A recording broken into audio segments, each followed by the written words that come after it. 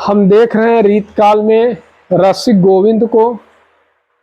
किसको देख रहे हैं? रसिक गोविंद को देख रहे हैं। रसिक गोविंद की रचनाएं कौन कौन सी हैं? तो पहले ये बात कर लें कि रसिक गोविंद का समय क्या है। इनका समय मिलता है 1743 से लेकर 1838 तक इनका समय मिलता है। इनका जन्म स्थान क्या है? जयपुर है। पहली रचना क्या है?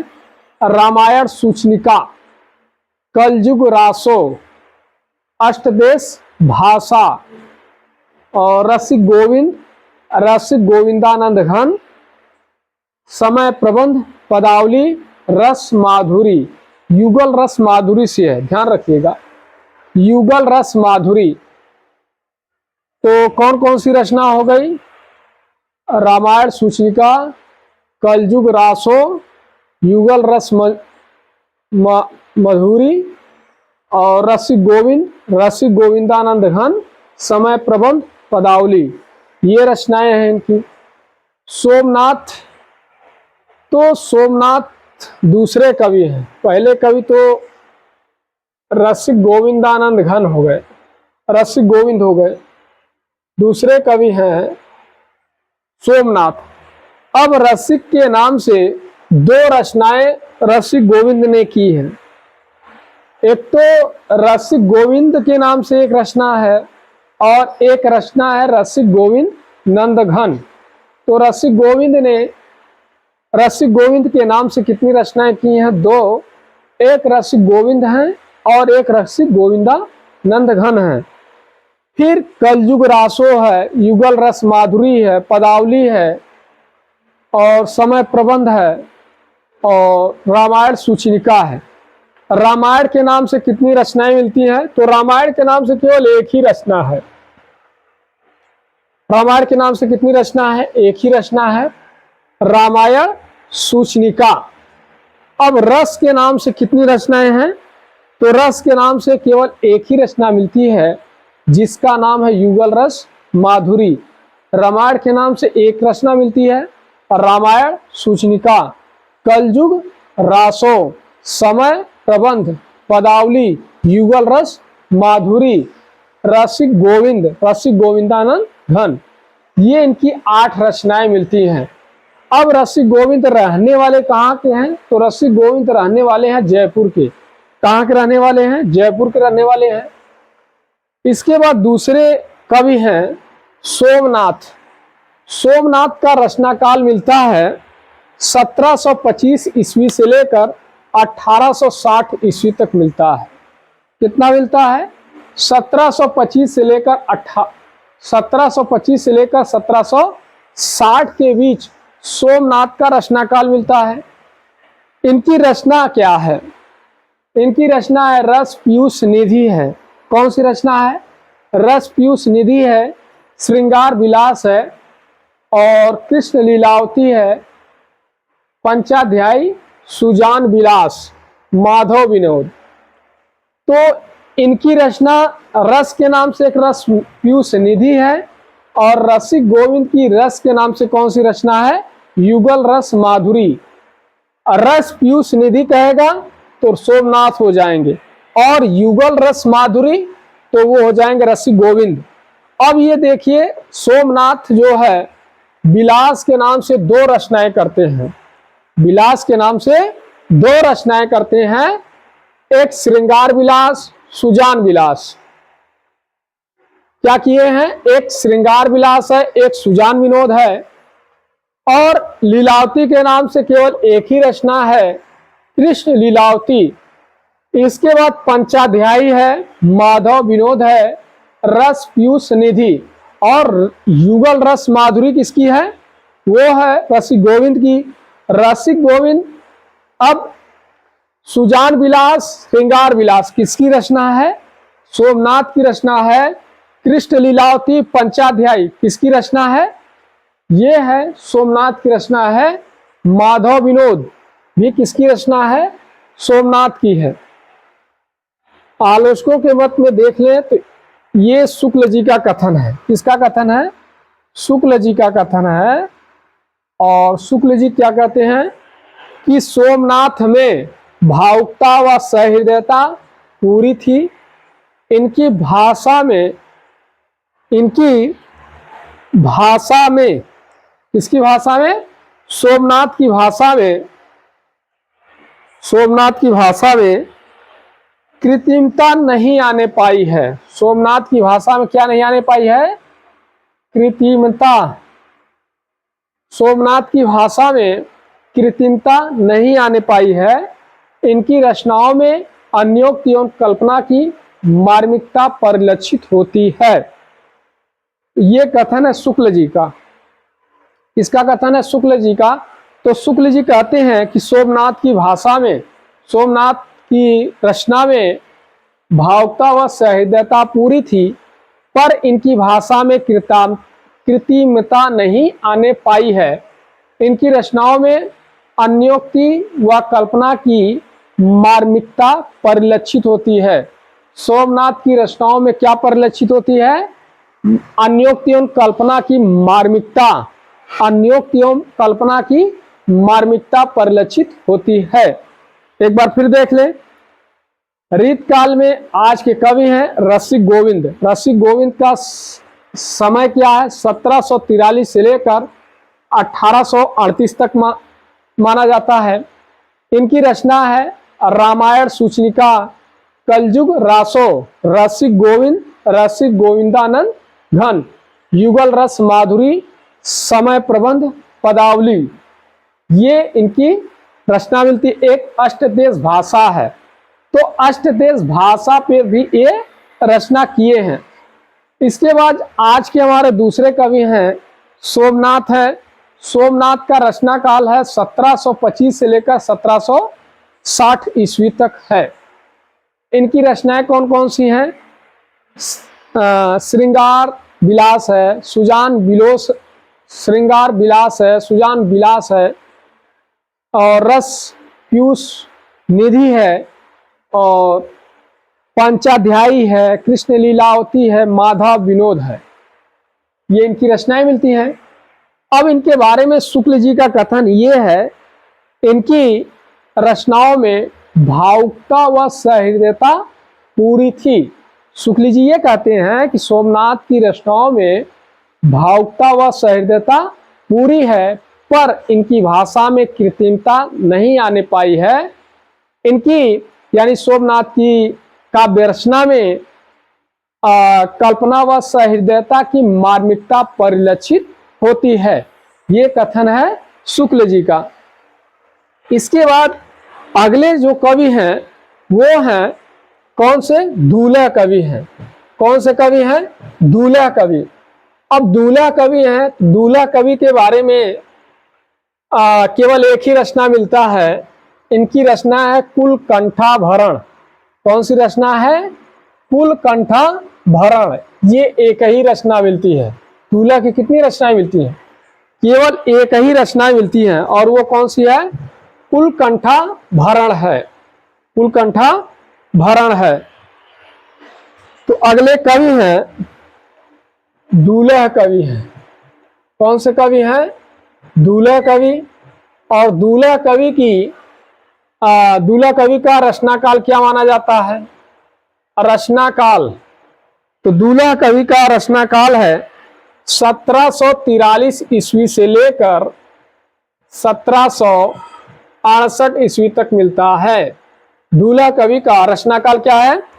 1743 से लेकर 1768 ईस्वी तक मिलता है। इसके बाद इसमें जो है, ये जो दूल्हा कवि हैं ये कालिदास त्रिवेदी के पौत्र माने जाते हैं। किसके पौत्र माने जाते हैं?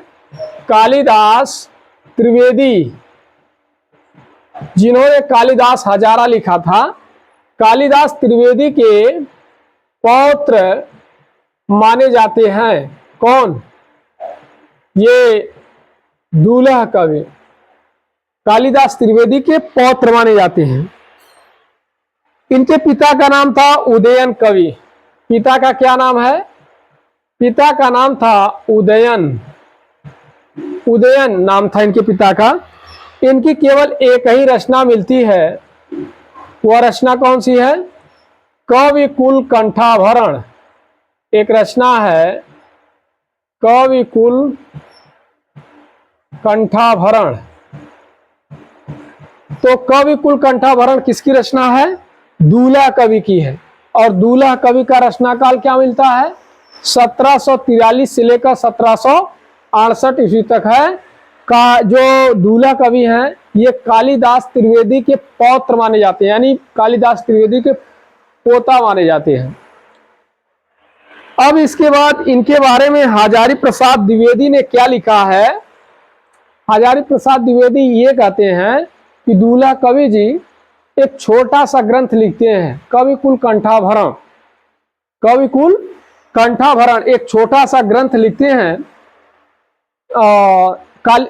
हजारी प्रसाद द्विवेदी ये कहते हैं कि दूल्हा कवि केवल छोटा सा ग्रंथ कविकुल कंठाभरण लिखते हैं, लेकिन इनकी प्रसिद्धि जो है वो सरस और मधुर युक्तियों के कारण है। एक छोटा सा ग्रंथ लिखे कविकुल कंठाभरण, लेकिन इनकी प्रसिद्धि जो है सरस और मधुर उक्तियों के कारण है। ये कौन कहता है? हजारी प्रसाद द्विवेदी कहते हैं।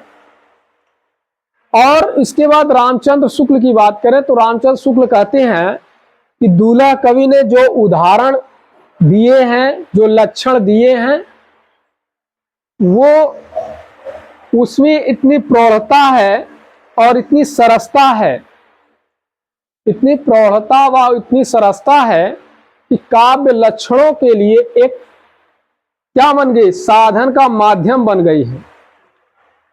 इसके बाद अगले हमारे कवि आते हैं, वो है देव। कौन से हैं? देव हैं। देव का जन्म क्या माना जाता है? जो देव हैं इनका जन्म माना जाता है 1673 ईस्वी माना जाता है। क्या माना जाता है? 1673 ईस्वी माना जाता है। और ये कहाँ के रहने वाले हैं? ये इटावा के रहने वाले थे। इटावा कहाँ पड़ता है? उत्तर प्रदेश में। तो अगले कवि हैं देव। देव का जन्म है 1673 ईस्वी में और कहाँ के रहने वाले हैं? इटावा के रहने वाले हैं। इसके बाद इनका निधन देख लिया जाए तो इनका निधन होता है इनका निधन कितना? 1767 ईस्वी में होता है। 1767 ईस्वी में। अगले कवि हैं देव। देव का जन्म 1673 ईस्वी माना जाता है और निधन 1767 ईस्वी है। इनकी रचनाओं के बारे में अलग अलग विद्वानों ने अलग अलग मत दिए हैं। पहला मत ये मिलता है कि देव की रचनाओं की संख्या शिव सिंह सेंगर के अनुसार कितनी है? तो शिव सिंह सेंगर ने देव की रचनाओं की संख्या 80 मानी है। पूछ लिया जाएगा कि देव की रचना 80 है, ये मत किसका है? ये मत हो जाएगा शिव सिंह सेंगर का। अब डॉक्टर नागेंद्र देव की रचनाओं की संख्या कितनी मानते हैं? 74 मानते हैं।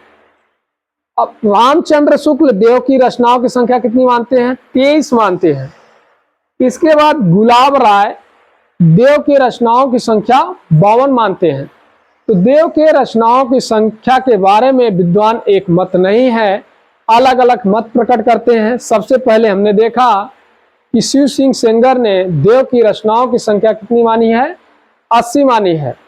इसके बाद हमने देखा कि रामचंद्र शुक्ल ने देव की रचनाओं की संख्या कितनी मानी है? 23 मानी है। इसके बाद हम देख रहे हैं कि बाबू गुलाब राय देव के रचनाओं की संख्या 52 मानते हैं। डॉक्टर नागेंद्र देव की रचनाओं की संख्या 74 मानते हैं। लेकिन प्रमाणिक क्या है? शुक्ल जी के अनुसार, शुक्ल जी के अनुसार ये बताया गया है कि देव के रचनाओं की संख्या कितनी है? 23 है। कितनी है? 23 है। तो शुक्ल जी के अनुसार, शुक्ल जी के अनुसार, शुक्ल जी के अनुसार देव की रचनाओं की संख्या, देव की रचनाओं की संख्या 23 है। कितनी मानते हैं? 23 मानते हैं। शुक्ल जी देव की रचनाओं की संख्या कितनी मानते हैं? 23 मानते हैं। कौन कौन सी है? एक है भाव विलास, एक मानते हैं भाव विलास। दूसरी रचना कौन सी है? वो है अष्टयाम। कौन सी है? अष्टयाम है। तीसरी रचना है भवानी विलास, भवानी विलास है। इसके बाद अगली रचना है सुजान विलास। चौथी रचना कौन सी है? चौथी रचना है सुजान विलास,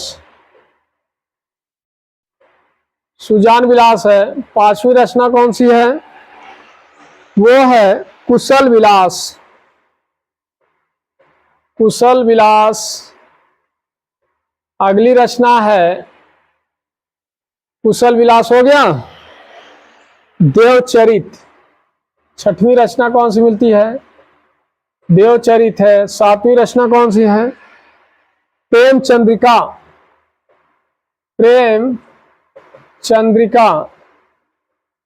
इसके बाद आठवीं रचना है जाति विलास, जाति विलास लिखे हैं। नौवीं रचना कौन सी मिलती है? तो नौवीं रचना है रस विलास, रस विलास है। 10वीं रचना है प्रेम तरंग, प्रेम तरंग है। 11वीं रचना कौन सी है? वो है राग रत्नाकर, राग रत्नाकर है। 12वीं रचना है शब्द रसायन, 12वीं रचना क्या है? शब्द रसायन है। इसके बाद 13वीं रचना है इनकी सुख सागर तरंग, सुख सागर तरंग है। 14वीं रचना कौन सी है? वो है वृक्ष विलास,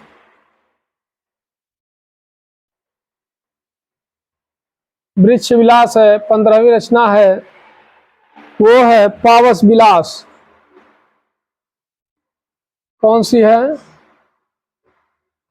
पावस विलास है। 15वीं रचना पावस विलास हो गई। 16वीं रचना है ब्रह्म दर्शन 25, ब्रह्म दर्शन 25। तो 16वीं रचना है ब्रह्म दर्शन 25 है। 17वीं रचना कौन सी है? 17वीं रचना है तत्व दर्शन 25। क्या है? तत्व दर्शन 25 है। इसके बाद 18वीं रचना है आत्मदर्शन 25, आत्मदर्शन 25 लिखते हैं, आत्मदर्शन 25। इसके बाद है जग दर्शन 25, 19वीं रचना है जग दर्शन 25, जग दर्शन 25। 20वीं रचना है रसानंद लहरी, रसानंद लहरी है। इसके बाद अगली रचना है 21वीं प्रेमानंद प्रेम दीपिका, प्रेम दीपिका। ये की रचना है। एक है नक्सिक, एक रचना मिलती है नक्सिक। और एक 23वीं रचना है इनकी, वो है प्रेम दर्शन, प्रेम दर्शन। तो देव के रचनाओं की संख्या शुक्ल जी के अनुसार 23 हो गए। कौन कौन से हैं? भाव विलास, अष्टयाम, भवानी विलास, सुजान विलास, कुशल विलास, देवचरित, प्रेम चंद्रिका, जाति विलास, रस विलास, प्रेम तरंग, राग रत्नाकर, शब्द रसायन, सुख सागर तरंग, वृक्ष विलास, पावस विलास, ब्रह्म दर्शन 25, तत्व दर्शन 25, आत्मदर्शन पच्चीसी, जग दर्शन पच्चीसी, रसानंद लहरी, प्रेम दीपिका, नक्सिक, प्रेम दर्शन। ये शुक्ल जी के अनुसार 23 रचनाएं हैं। देव का जन्म कब हुआ?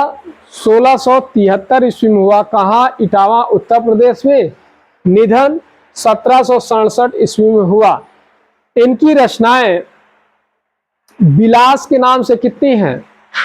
इनकी रचनाएं विलास के नाम से कितनी हैं? एक भाव विलास हो गया, एक भवानी विलास हो गया। कितनी मिला? एक भाव विलास, भवानी विलास, सुजान विलास, कुशल विलास 4, और रस विलास, जाति विलास 6 हो गया, और वृक्ष विलास, पावस विलास 8, और इसके बाद विलास के नाम से कौन सी रचना? बस 8 ही रचना है। तो 8 रचनाएं विलास के नाम से हो गई। तो 8 रचनाएं विलास के नाम से कौन कौन सी हैं? भाव विलास, भवानी विलास, सुजान विलास, कुशल विलास, जाति विलास, रस विलास, वृक्ष विलास, पावस विलास। तो रस विलास हो गया, वृक्ष विलास हो गया, पावस विलास हो गया, जाति विलास हो गया, भवानी विलास हो गया, भाव विलास हो गया, सुजान विलास हो गया, कुशल विलास हो गया।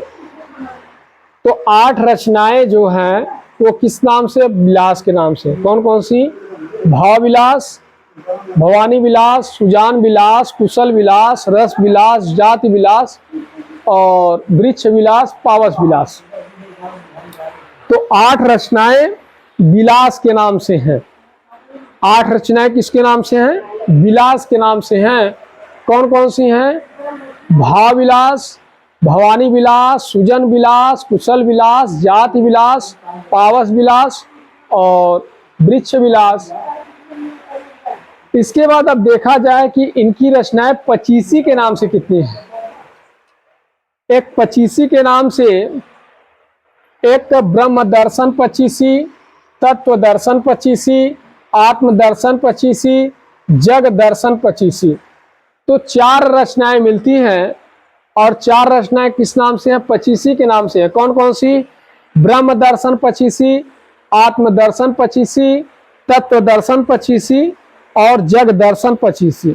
तो पचीसी के नाम से 4 रचनाएं मिली हैं। कौन कौन सी हैं? ब्रह्म दर्शन पचीसी, आत्म दर्शन पचीसी, तत्व दर्शन पचीसी और जग दर्शन पचीसी। तो 4 रचनाएं जो हैं पचीसी के नाम से मिली है, 8 रचनाएं जो है विलास के नाम से मिला है। इसके बाद इनका एक मिलता है अष्टयाम रचना मिलती है। इनकी एक रचना मिलती है अष्टयाम, एक मिलता है देवचरित और एक मिलता है प्रेम चंद्रिका। कौन कौन सी रचना बोले? अष्टयाम, देवचरित, प्रेम चंद्रिका। इसके बाद लहरी के नाम से कितनी रचनाएं मिलती हैं? तो लहरी के नाम से केवल एक ही रचना मिलती है जिसका नाम है रसानंद लहरी। लहरी के नाम से कितनी रचनाएं मिलती हैं? एक मिलती है रसानंद लहरी, और केवल एक ही नक्सिक मिलता है। ये नक्सिक भी इनकी एक रचना है। एक ही रचना जो है प्रेम दीपिका मिलता है, और एक सुख सागर तरंग सुख सागर तरंग मिलता है। एक शब्द रसायन या काव्य रसायन, शब्द रसायन को काव्य रसायन भी कहते हैं। प्रेम दर्शन भी मिलता है। तो हमने देखा कि देव के रचनाओं की संख्या कितनी है? 23 है। किसके अनुसार? शुक्ल के अनुसार। कौन कौन सी है? देखिए, विलास के नाम से पहले 8 रचनाएं कौन कौन सी है? सुजान विलास, कुशल विलास, रस विलास, जाति विलास, पावस विलास और वृक्ष विलास। और इसके बाद दर्शन के नाम से आत्मदर्शन पचीसी, तत्व दर्शन पचीसी, जग दर्शन पचीसी और एक है तत्व दर्शन पचीसी है। तो ये दर्शन के नाम से हो गया।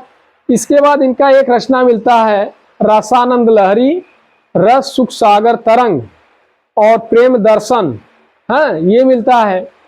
इसके बाद इनकी रचना जो है अष्टयाम के नाम से मिलता है, और शब्द रसायन या काव्य दर्शन के नाम से मिलता है। तो कुल मिला के इनकी 23 रचनाएं हैं। किसकी? शुक्ल, ये देव की। और किसके अनुसार बताया गया है? शुक्ल के अनुसार बताया गया है।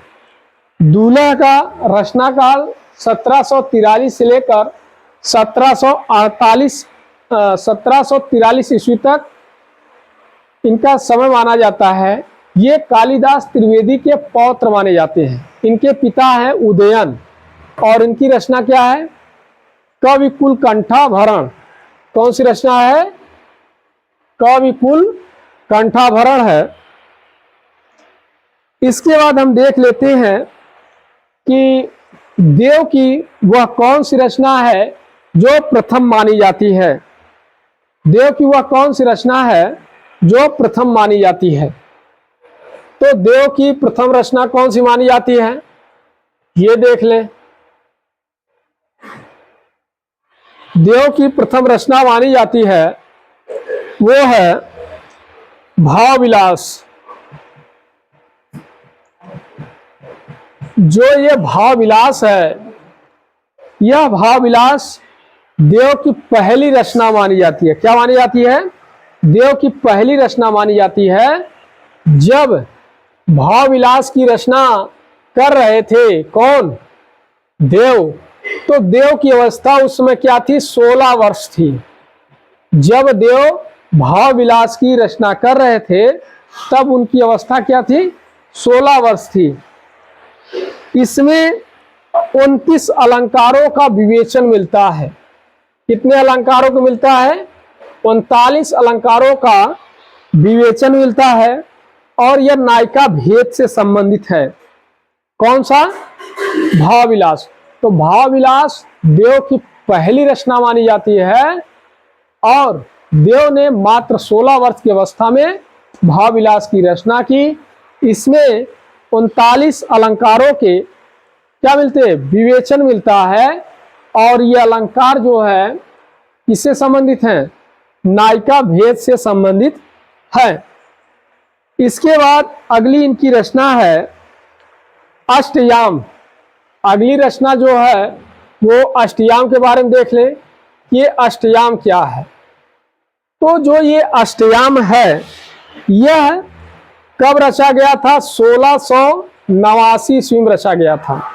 अष्टयाम की रचना काल कब है? 1689 ईस्वी है। और इसमें यानी अष्टयाम में नायिका के 8 प्रहरों का उल्लेख किया गया है।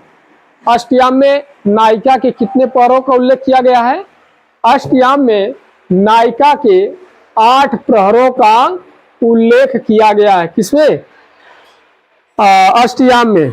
यह रचना जब देव ने लिखी तो सबसे पहले आजम शाह के पुत्र और औरंगजेब के पुत्र आजम शाह को सुनाई थी। इसके बाद आता है इनकी एक रचना मिलती है कुशल विलास। इनकी एक रचना मिलती है वो है कुशल विलास है। ये देव क्या करते हैं? कुशल विलास लिखते हैं। तो एक कुशल सिंह थे।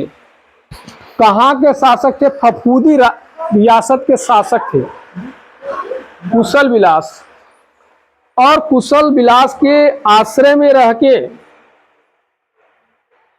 रचना की जिसका नाम है कुशल विलास है। एक इन्होंने भवानी विलास लिखा है। तो भवानी सिंह के आश्रय में रह के कौन सी रचना की? भवानी विलास लिखे हैं। प्रेम चंद्रिका। प्रेम चंद्रिका जो है वो किसके आश्रय में रह के किए हैं? उदोत सिंह के आश्रय में रह के प्रेम चंद्रिका की रचना किए हैं। और इसमें केवल प्रेम के बारे में बातचीत की गई है। इसके बाद है रस विलास। रस विलास किसके आश्रय में लिखे हैं? तो भोगी लाल के आश्रय में लिखे हैं। किसके आश्रय में लिखे थे रस विलास? रस विलास जो है वो भोगी लाल के आश्रय में रचित है। इसके बाद सुजान विनोद।